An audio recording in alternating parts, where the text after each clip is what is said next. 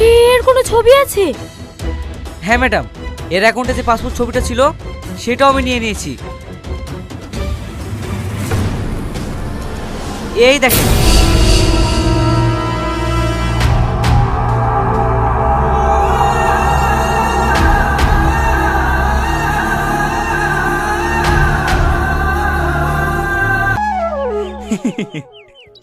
করতে বাপের ক্ষমতা আছে আমার গায়ে হাত দেওয়া?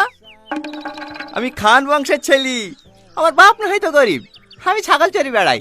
চাচারা তো আর গরিব না, আমার গায়ে হাত দিলে কত ঠ্যাং ভেঙে দেবে যে। সর।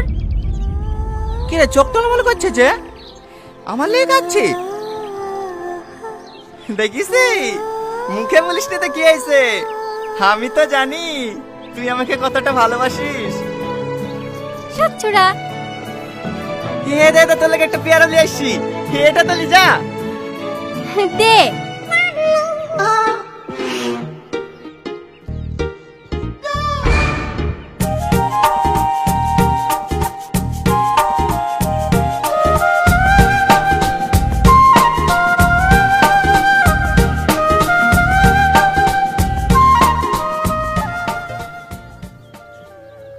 না না, আমি ওই বুড়োকে বিয়ে করতে পারবো না। দেখ মা, জেদ করিসনি। ওই জমিগুলো তোর বাপকে আবাদ করতে দিয়েছে বলে তুই, তোর ভাই, তোর ছোট বোন, আমরা সবাই খেতে পাসি। তুই বিতে রাজি না হলে জমিগুলো সবই নিবে। তুই আর অমত করিসনি মা, রাজি হয়ে যা। দেখো মা, কানে করে বেশি ঘ্যান ঘ্যান করবে না। আমি ওই বুড়োকে বিয়ে করবো না বলেছি করবো না। ঠিক আছে, করতে হবে না। জমি কেড়ে নিলে তো এমনিতে না খেতে পেয়ে মরবো। তোকে না যে বিশ্লেষী দে, আমরা সবাই খেয়ে মরি। তারপর তো যাকে পছন্দ তাকে বিয়ে করিস।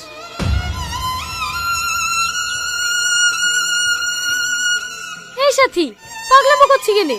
তুই হলি বাড়ির বড় মেয়ে, বাপ মায়ের কষ্ট তুই বুঝবি না তো কে বুঝবে? আর তাছাড়া গরিবের ঘরে জন্ম নিছি, সবসময় নিজের মন মতো চললে হবে? এখন যদি তুই বিয়ে না করিস, তোর বাপ মা ভাই বোন সবাই কষ্ট পাবে। ওদের কষ্ট তুই দেখতে পারবি বল দিনি? আর তুই যদি এখানে বিয়েটা করিস, সবাই সুখে থাকবে। এখন সবকিছু তোর হাতে, দেখ তুই কি করবি।